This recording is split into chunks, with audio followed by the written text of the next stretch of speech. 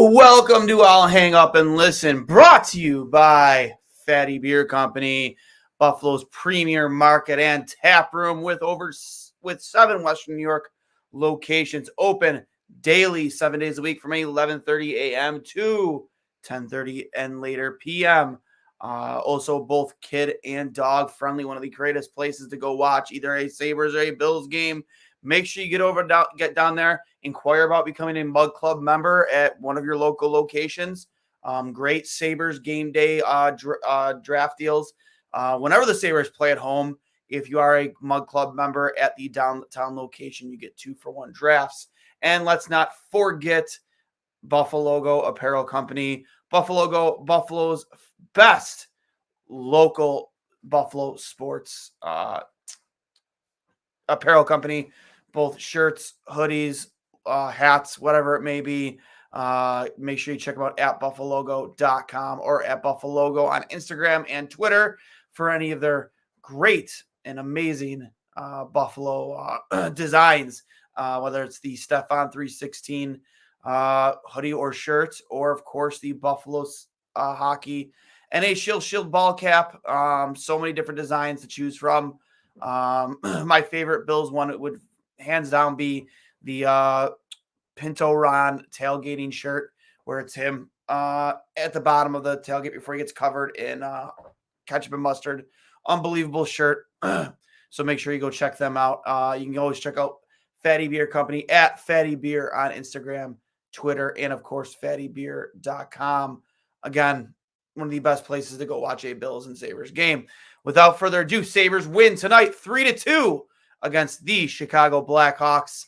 An ugly one on the heels of a Bills victory where it was very decisive. After the first quarter, the Bills really started to dominate and never looked back, whereas the Sabres were back and forth with Chicago quite a bit tonight. Bunch of penalties. And UPL looked pretty good. I can't complain about the performance from the goaltender at all. And then Eric Johnson in the third period sealing the win, coming in wide, catching Mrazek sleeping a little bit, getting the game-winning goal, the Fatty Beer game-winning goal. And I don't know if you guys have had an opportunity to listen to Eric Johnson talk after a game, after a win or a loss, but the guy is so unbelievably well-spoken, it's not even funny. Just talking about, Marty brought up a point about how he's scored most of his goals and points against the Chicago Blackhawks. In fact, it's the one team he scored against the most, and just inquired about, does he get out there with the goalies during the goalie practice at all as a shooter to try and sharpen his skills in that manner, just, work on what tendencies do goalies have that you can take advantage of, especially when you get in tight with the way he was when he scored that goal. And just the answer he gave was so articulated and just so educated. And then it went even deeper into what it takes to win hockey games, how, sacrificing the body, blocking shots, selling out, doing whatever it takes, and going back to his days with Colorado, what that team was willing to do to win a cup. And I can't get enough of an Eric Johnson post-game interview. So if you have a chance to go check it out, whether they post it online or not, I highly suggest it. Definitely go listen for sure. Also, Sabres goal scorers were Jeff Skinner and Rasmus Dahlin, multi-point night for him. And Zach Benson just looked absolutely incredible tonight, by the way. I think tonight was his best game by and far as a Sabre. I think he really put himself in a position to not get sent back to junior after night if it wasn't already pretty prevalent beforehand that he wouldn't go back. I don't think if he continues to play like that. Still looking for his first NHL goal, but he looked fantastic on the puck tonight in that first period. Anytime that line was on the ice, just constantly creating chances, and he's a bear on the puck. And that goal by Dahlin, just the way he, shifted his hips, opened himself up, and just bought himself more time and caught Dahlin streaking up the center of the ice, entering the zone, and found him. And then Dahlin just wired it past Mrazek. And then that goal by Skinner on the power play, a power play in this economy, a power play goal in this economy. How Dahlin just had the patience. He waited and waited and waited and waited and finally found Jeff Skinner backdoor for that tap in. Easy goal for him. Can't say enough how impressive Duane was tonight. Just proving why he's a Norris caliber defenseman once again. In my opinion, probably Buffalo's best player on the ice tonight, like by and far. I don't think it was even close. Eric Johnson. Some of the post game comments. Actually, it's being tweeted in by Brian Koziel right now. Eric Johnson, a game-winning goal. I saw some ice, took it, and elevated the puck as soon as I could, and luckily it went in. I took a quick glance at the net over my shoulder and tried to get it over on the far side. I was pretty pumped to get the win. And so are we. Finally, again, snapping a potential snapping a 3-game losing streak and avoiding a 4-game losing streak. Definitely want to avoid that at all costs. Eric Johnson on Duane. He's probably the future captain for sure. He's a top 5D in the league for sure. He's a real asset for this team. Granato. I like and Granato on tonight's win. I like the battle and the commitment to the end result. I felt a lot of guys had some heavy legs. We complicated some things, but we fought hard to the end. Like I said, an ugly win is still a win. Tonight was an ugly win. There was nothing really all that pretty about it, but they got it done. I think Chicago is definitely a team who's rebuilding that you want to, probably, I don't want to use the word dominate some more, but you definitely want to exert yourself more on them because they are, I don't even want to say a slower team because they do have some veterans out there who, much like guys like up for us, like Okposo, like are slower in the foot. That kind of slow them down a little bit. But you still have a player like Connor Bedard, who is just absolutely phenomenal. He has everything as advertised on that goal, where he pushed the puck far pad for the rebound. Like that was an intentional shot to the far pad, specifically for a rebound because he knew he had a man coming to the net. Like that's a heads up play, and that's like a high hockey IQ play. I can't stress that enough. How impressive Connor Bedard really does look like once you get to watch a full game of him. Extremely impressed. Granato on Duane. We're a team that's pushing to get a little more offense. If we can activate him more, all the better. He's so good defensively, but yes, we need him to push the pace on the offensive end. Yeah, I mean, Duane is the guy who's really leading the way, especially coming out of the defensive zone whenever he's out there on the ice. He's a quarterback on the power play. He plays in the penalty kill from time to time. Much like kind of Tage Thompson has been this year, and even Alex Tuck, like they've played in all different situations. Like a guy that you can literally point to on the bench and just get out there, and he's out there and he's doing it. Very, very, very impressed from number 26 tonight. Let's get to the peanut gallery here to get some of your comments in. From Ryan Quinville. I'll take the win. Cousins, terrible with a capital T. What the fuck happened to him? I don't know what's going on with Dylan Cousins. He's been a little bit of a conundrum for sure, right? Like he that Philly game where things weren't really going well. It's probably his worst game of the season was that Philly game. Ended with him getting in the fight and obviously breaking his nose in that fight with Hathaway, missing some time. Like, I don't know if maybe he just there's something going on there. I assume he got his bell rung a little bit during that fight, but like when you play with a fishbowl and you have a broken nose, I don't know, maybe he's just not playing to the level and as aggressive as we're normally used to seeing because he kind of can't. Because of obviously damage to his nose and the fact that he's wearing a face mask or a fishbowl rather. From Paramount Pictures, Cousins and Samuelson both playing badly. Yeah, like I think again, Samuelson's another guy that sticks out. I was hard on both him and Owen Power last game. A lot of people, a lot of people agreed, a lot of people disagreed. But at the end of the day, I've always been an advocate that's never a bad idea to have a player either sit at the end of the bench and watch for a few shifts or even going deeper into that. I mean, I don't think it's this situation quite yet, but watching a game from the press box, like there's a lot of lack of physicality in the defensive zone. There's a lot of lack of awareness in the defensive zone. and we can sit there and like in the case of Owen Power, we can sit there and say all day offensively he's been one of our best players, if not our best. Okay, that's great. He also plays at both ends of the ice. Like he's not just an offensive defenseman. He needs to play well in his own end. He needs to give it. He needs to help his goaltenders. He needs to play like a 6'6" defenseman down below the dots. And there's been a lot of times this season that he hasn't been that guy. He just hasn't. He's, allowing player, like he's not exerting or forcing his will on the opponent, I guess is the best way to put it. I tweeted out a few times yesterday. You need a guy like him to force his will. You need him to play like he's 6'6". And people mistaken that a lot with, you got to go out there and lay a huge hit. You got to go out there and, play a violent style of defense. Like, no, you don't have to go out there and be Chris Prong or Scott Stevens or anything like that. You just need to play like you're 6'6", and that could be just leaning on somebody who's screening your goalie and just forcing him out of the way. I mean, that's really what it boils down to. Like, it's not like you're not being a physically dominating player or so much as you're using your size to your own advantage and just forcing players to do what you want them to do, boxing them out. Like that's just a big advantage that he has. It took Tage Thompson a long time to realize up until 2 seasons ago.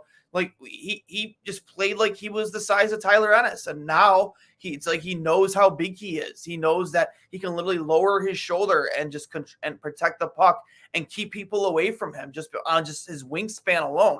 Owen Power is in a very similar situation, and down below the dots in the defensive zone, he needs to start playing that. Same thing with Samuelson.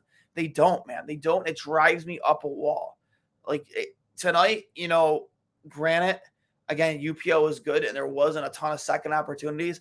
At the end of the day, though, like if you're not playing that style of hockey, one of those rebounds, if you're not aware of what's going on around you and you're not boxing guys out, that puck can end up in the back end up pretty quickly. And this could have easily been a 3-2 loss rather than a 3-2 win.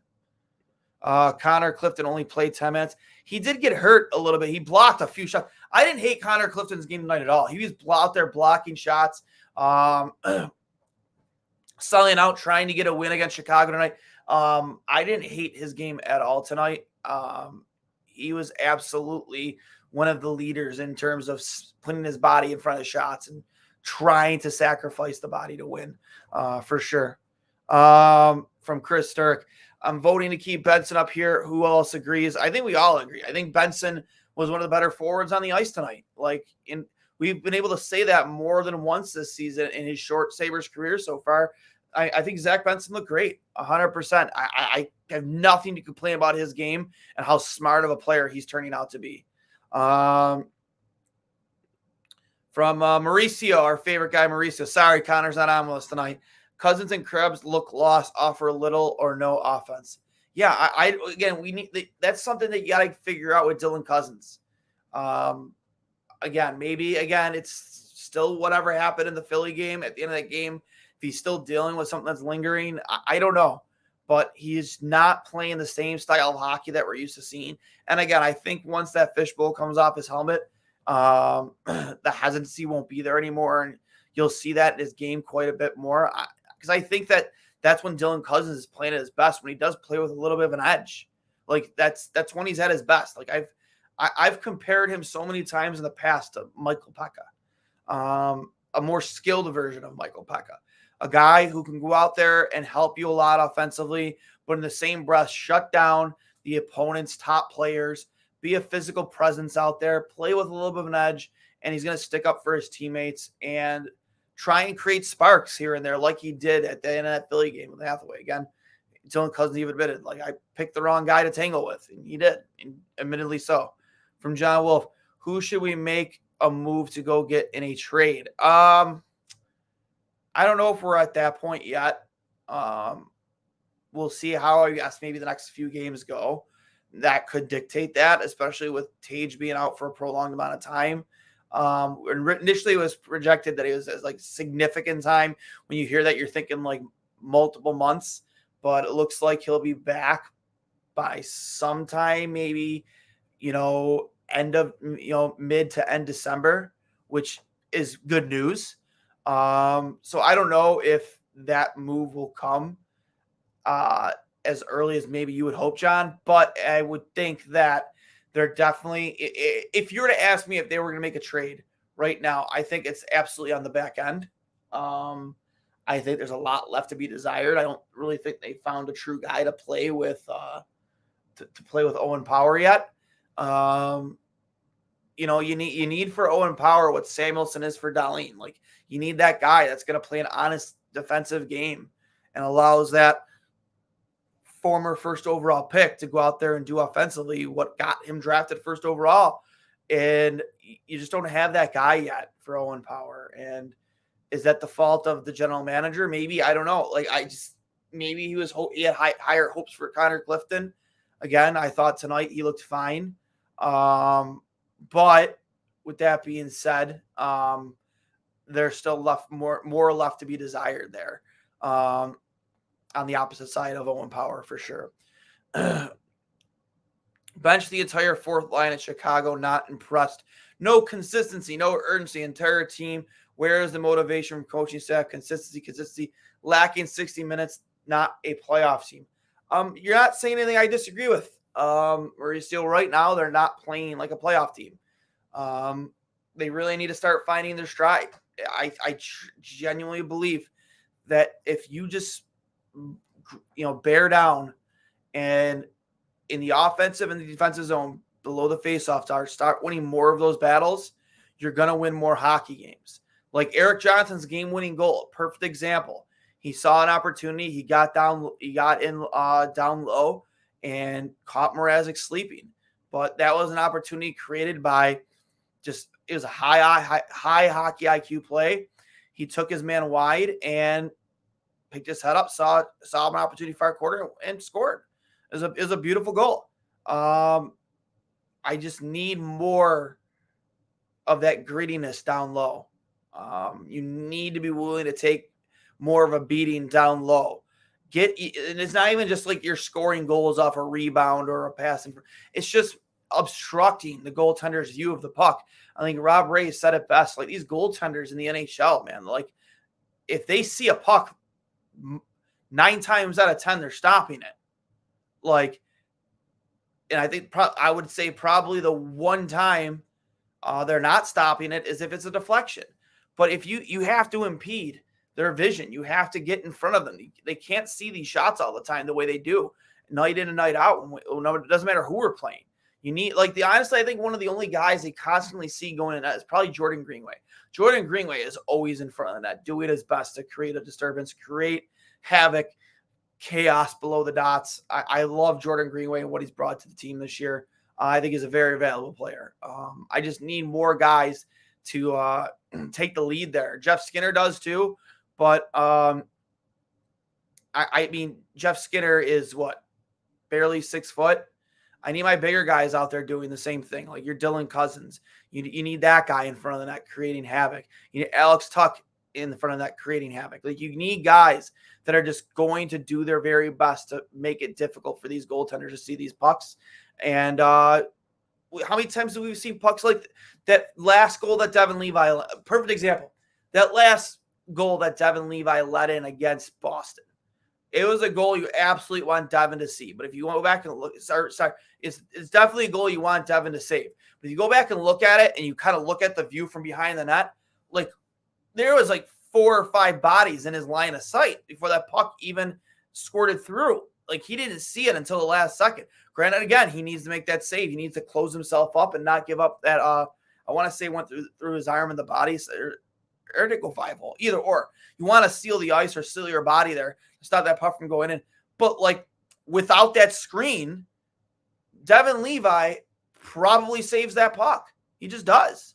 But you can't see. You can't always save what you can't see. And getting bodies to the front is going to be integral to winning more hockey games. That's why a lot of teams beat us. It's not even just for a lack of talent. It's just they're doing those things that we're not doing on a consistent basis. And it drives me nuts. From Mauricio, Power lost all confidence, looks shaky, indecisive, no grit, no awareness of front of net. Where is the nasty attitude? Utilize your frame, impose your will, send message to forwards. Yeah, exactly. It's not even nastiness. There's not even nastiness from guys like him and Samuelson. You don't have to be nasty. I'd love for them to be nasty, but you don't need them to be nasty. You just need them to use their frame. Box guys out. Like, here's a perfect example. Here we go. Here's the defender in front of that. Here's the forward net. Here's me. I'm much bigger. Just lean in. If you have that much weight on somebody and you have that much size on somebody, just impose your will. Just force them out of the way. You're like in that situation, most situations in front of that time, like you're an immovable object, Owen Power, Samuelson. You're big men. Like, I mean, Owen Power has been this big for how long? So like probably since he was like 14 years old. Like, impose your will. I know you're only 20 years old. You still have some growing to do, but it's no one's asking you to go out there and be Pronger or Stevens or Danico or any other defenseman who plays with a very nasty edge, especially in front of their own net. Just go out there and impose your will. I will shut up if you just start doing that. That's all I ask. Start imposing your will on the opponent in front of your own net. And just, again, like, there are other things too that I've been critical with both of them on, but like that stuff will come with experience. This is stuff they can control now. Like, you're big. You're 235 pounds, 6'6". You're a big man. Just go out there and impose it. Dictate the play in front of the net. So you fix up that area of your game. You will never hear me bitch ever again. I promise you. But yeah, Sabres get a big win on Patrick Kane's birthday. A lot of rumors about Patrick Kane in and around Buffalo. I know Kevin Adams the other day pretty much confirmed reports that they are in on Patrick Kane as a free agent. We've heard a lot in regards to Patrick Kane. I've heard a lot. I even came out and tweeted about like a week ago about what I've heard, that Buffalo was one of the only teams willing to offer a multi-year deal to Patrick Kane. Something I imagine he's looking for right now. He's probably not looking for a one-year deal. He's a new father. He's a new uncle too. His sister just had a child. Like, he probably, are in terms of a Buffalo thing with his sister, but just him being a new father, like, you probably want to end your career on this next contract. I would imagine, right? You don't want to move somewhere else in the country if you don't have to. That's why I always said either Chicago or Buffalo would make the most sense to me. Like, the only team that's really come out and flat out said they weren't in on Patrick Kane were the Rangers. But those two teams for me make the most sense. The Buffalo Sabres and the Chicago Blackhawks, without a doubt, because it's stability, it's familiarity, and I think that either of those teams would probably let him end his career there. Like, I don't know. Like, I imagine having in Chicago, bringing back Patrick Kane to play with Connor Bedard would be very beneficial to Connor, especially if Patrick is healthy. But on the flip side of that, again, Patrick Kane is a kid who grew up loving the Sabres. We've all seen the picture of him in the stands in the old log with his dad. You have to imagine that the back of his mind, he thinks about, man, it'd be really cool to be a part of the solution to ending this playoff drought. It'd be really cool to maybe take an opportunity to win a Stanley Cup in Buffalo and finally bring a championship to Buffalo. I think about that. I do. I've said it on the show a couple of times. Most kids who've grown up playing hockey in Buffalo at some point, whether playing street hockey with their friends or in the driveway, has scored the Stanley Cup game-winning goal wearing their player's favorite jersey. Whether you're shooting on a goal or an empty net, you're scoring the game winner. You're narrating it in the Rick Janneret's voice. Like, I have to imagine that is in the back of his mind, the opportunity to be here when that finally happens. Because it's been 12, 13 years since Sabres been in the playoffs. That's the majority of Patrick Kane's career. I don't know. I think that those two teams, for me, make the most sense. I genuinely think that Buffalo is the top of the list. I was hoping that maybe we saw it happen today, that, he'd be in Chicago. They'd have the press conference in Chicago before the Sabres game. I imagine Chicago would be really happy for him. Because at the end of the day, like, Pat Kane has done everything he's needed to do at the NHL level. Like, he's won 3 Stanley Cups. He's won a Conn Smythe Trophy. He's won a Hart Trophy. He's had success at the international level. Like, what else is there for him to do? I have to imagine that getting the Buffalo Sabres to the playoffs or helping this team maybe win a Stanley Cup is also on that list. I have to imagine.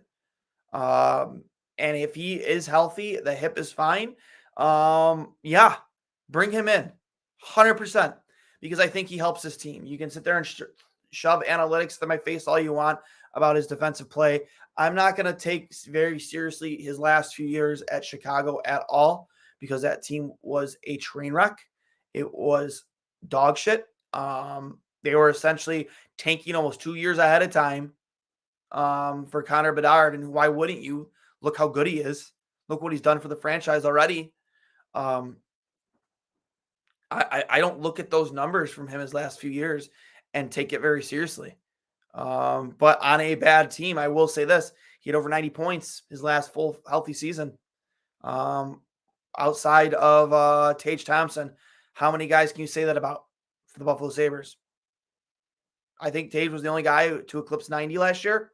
If it weren't for injury, he probably hits 100 points, 50 goals. I think Patrick Kane would be a huge benefit of this team. We've seen it time and time again, this power play struggle, almost holding them back from winning hockey games. If you can bring in a guy who can even specialize on that, like Patrick Kane, especially filling in for Tage Thompson, who's going to be out for a while, I'm on board. I'm absolutely on board. And a lot of people disagree with me, but I am absolutely on board. I know my co-host Connor is absolutely on board too. If you bring in Kane, who gets sent out, especially when this team is at 100%? I think you look probably down at your bottom line. Guys like Jost. I don't think Okposo's ever sitting. It's hard for me to see Girgensons sit. So it might be a guy like Peyton Krebs. It might be. I don't know.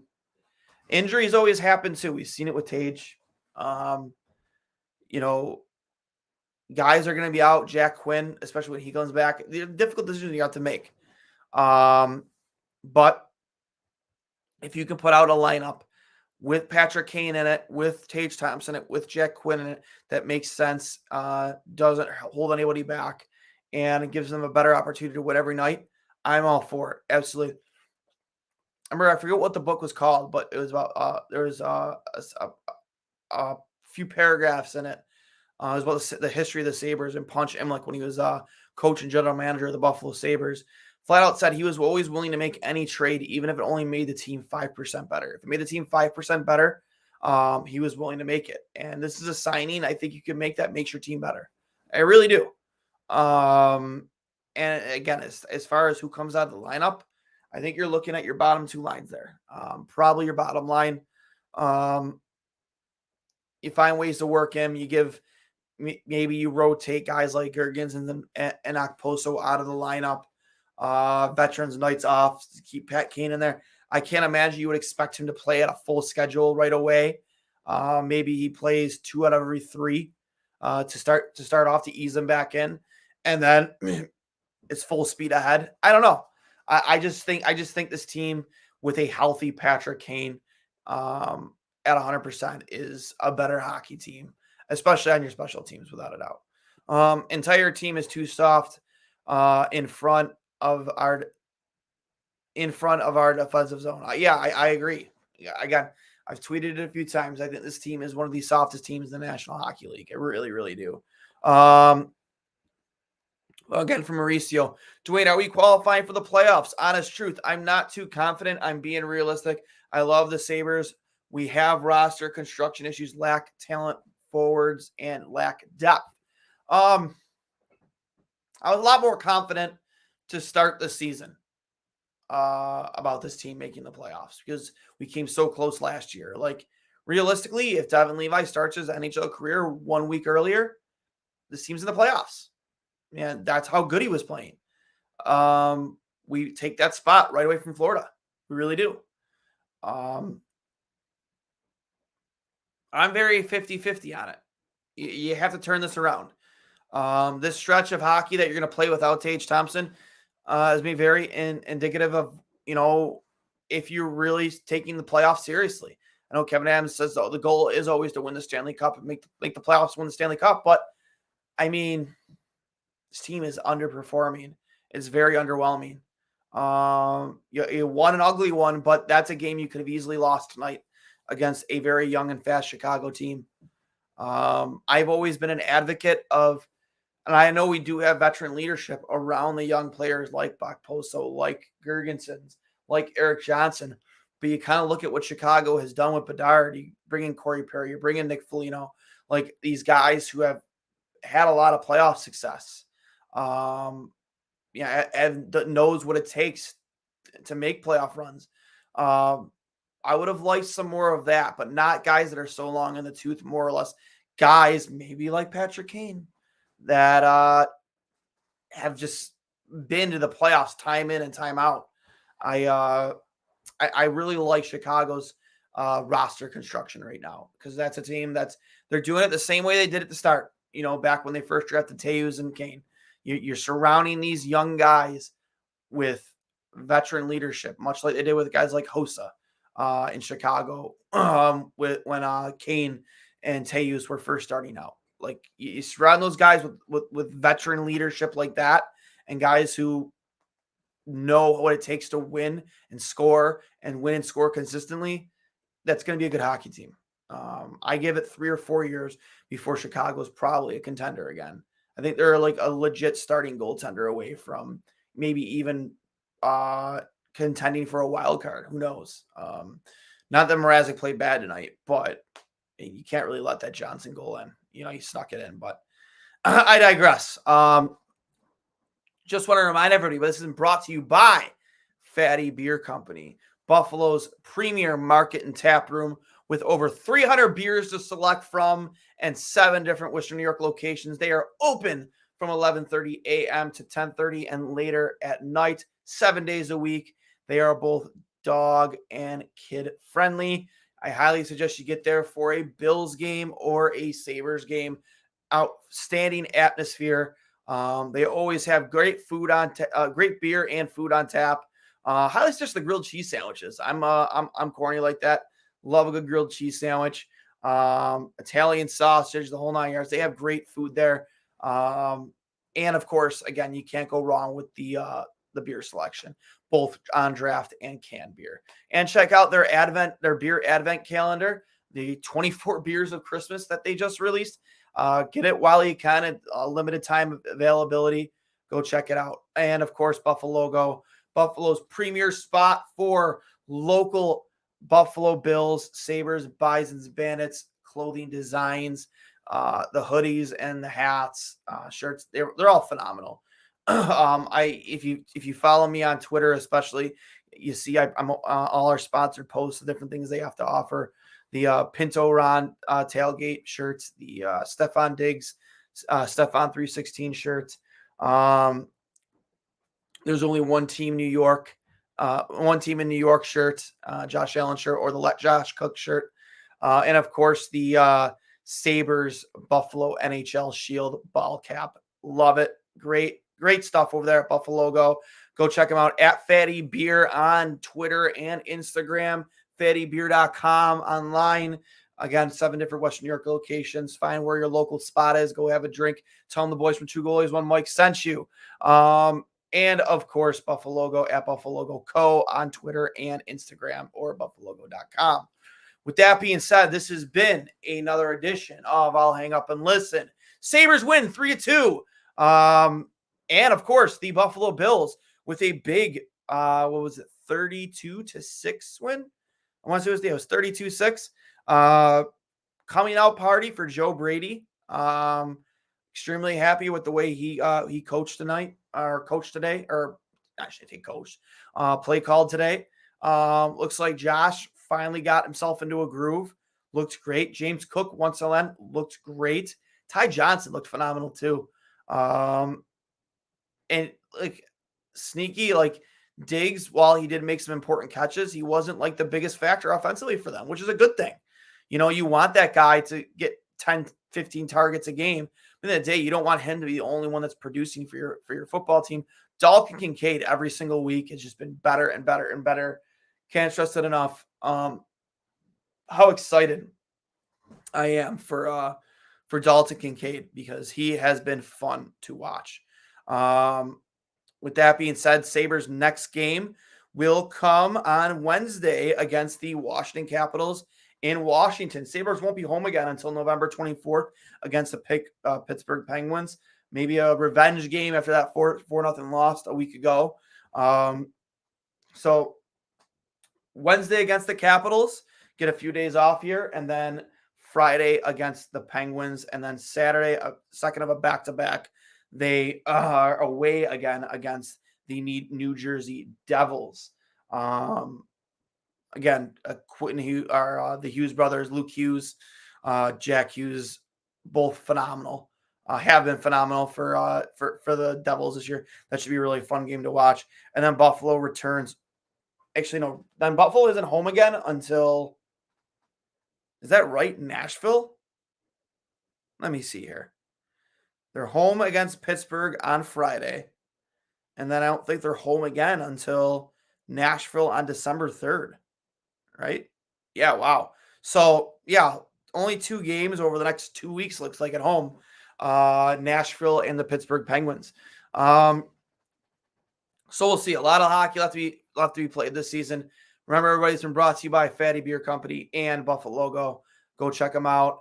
I am Duane for Connor Hurley, who, of course, couldn't be here. No Mauricio. He wasn't surfing or at a pool party. He's spending time with family in California. Shout out to him. Shout out to Cully. We miss you, bud. And, of course, as always, let's go Sabres. Watch you later.